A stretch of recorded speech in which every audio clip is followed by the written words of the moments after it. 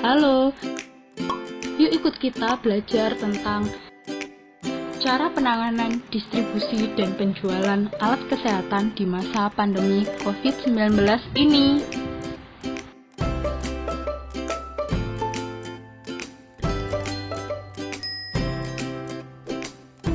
Coronavirus atau COVID-19 ini ditemukan pertama kali di Wuhan, China.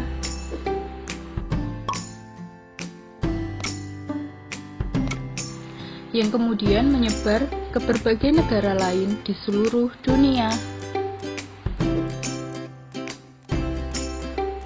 Lalu, bagaimana dengan di Indonesia? Di Indonesia, ditemukan kasus pertama COVID-19 ini di Jakarta pada tanggal 2 Maret 2020 dan bertambah hingga 10.000 jiwa yang tersebar di 34 provinsi.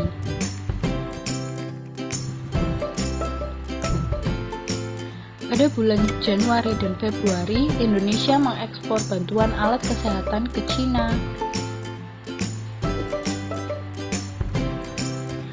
Pada bulan Maret, pemerintah mengumumkan kasus pertama COVID-19 di Indonesia dan semua masyarakat menjadi panik buying seperti ini.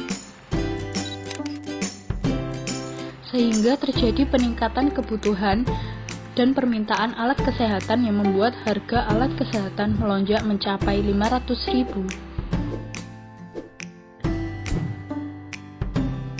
Pemerintah mulai mengecek ketersediaan bahan untuk alat kesehatan. Tingginya permintaan alat kesehatan menyebabkan stok pabrik yang menipis, dan mulai muncul oknum-oknum penjual alat kesehatan yang tidak terstandar.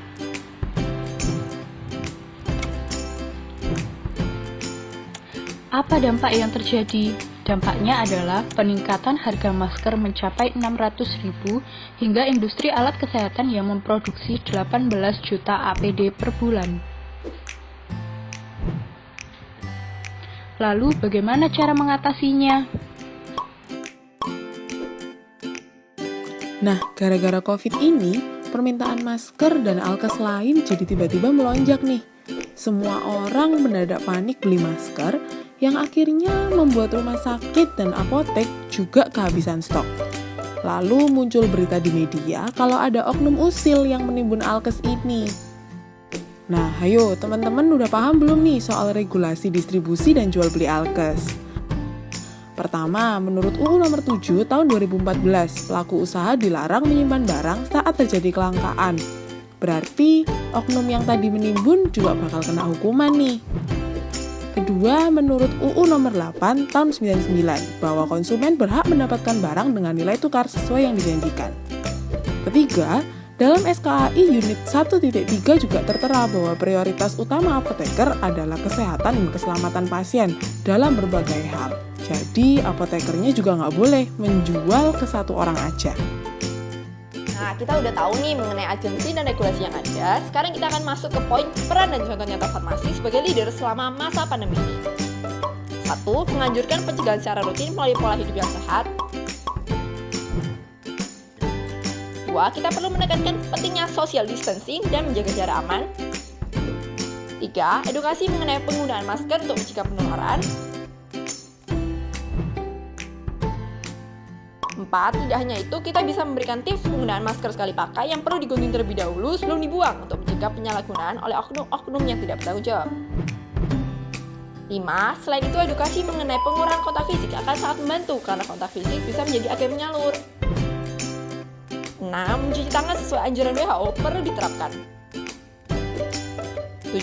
Tidak kalah penting, sebagai tenaga kesehatan, kita perlu menyampaikan kepada masyarakat untuk mencari informasi yang akurat, karena informasi yang salah bisa menggiring kepada kepanikan massa.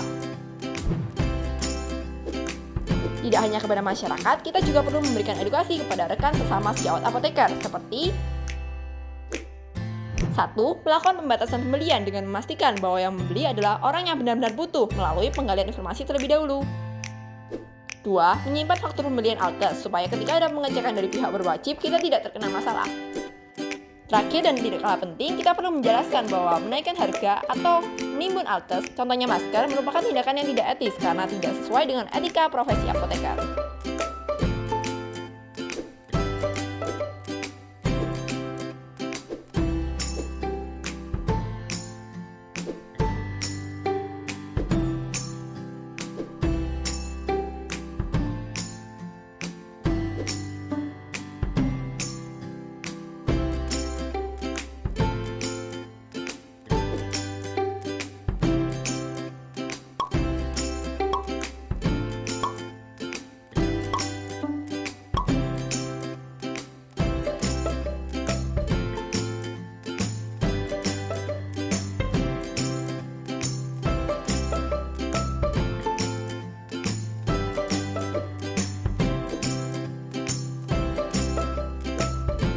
Terima kasih dan semoga bermanfaat.